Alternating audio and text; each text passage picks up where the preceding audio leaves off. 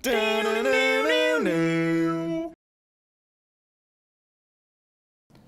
is FLW Fishing 101. I'm Kyle Wood, and on this episode, we're going to discuss some of the important characteristics of fishing rods. These characteristics can be found above the reel seat on the blank of the rod and will tell you length, power, and action of that particular rod. First, let's talk power.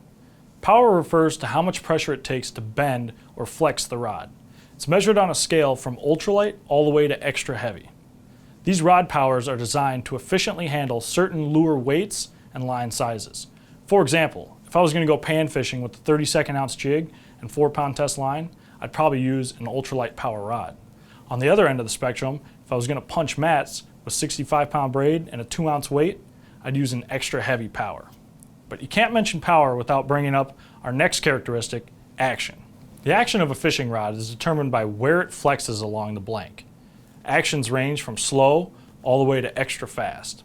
Fast action rods flex more near the tip, moderate action rods flex more in the middle, and slow action rods flex down near the butt or end of the rod. The most common type of action manufactured by rod companies is a fast action. The reason for that is it's versatile and can suit most any technique you'd wish to use. Slower action rods tend to be utilized more in technique and species-specific rods, such as crankbait rods for bass. Now, one thing I see a lot when I go into the store is people trying to test a rod by holding on to it and just kind of shaking it. I have no idea what they're doing, but you're not really learning anything from that. The other thing I see people do, which is a big no-no, is grabbing the rod by the tip and pulling it down. It's a great way to break a rod, and again, it doesn't really give you a sense for what that rod can do. Now, the thing I recommend doing is grab a hold of that rod, whether it's a spinning rod or a bait caster, and hold it so the eyelets face the ceiling. You want to place the rod down on the ground so the tip barely touches it, hold on to the reel seat, and just apply some gentle pressure.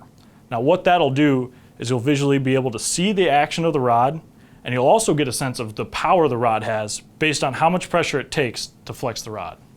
The final characteristic we're going to cover today is rod length. Rod companies offer rods ranging from 6 foot to 8 foot, with the general trend in fishing over the past few years leaning towards longer rods.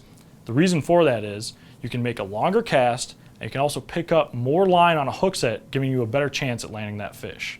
Small rods also have their time and place and work well in specific situations like skipping docks or laydowns when accurate casts are needed.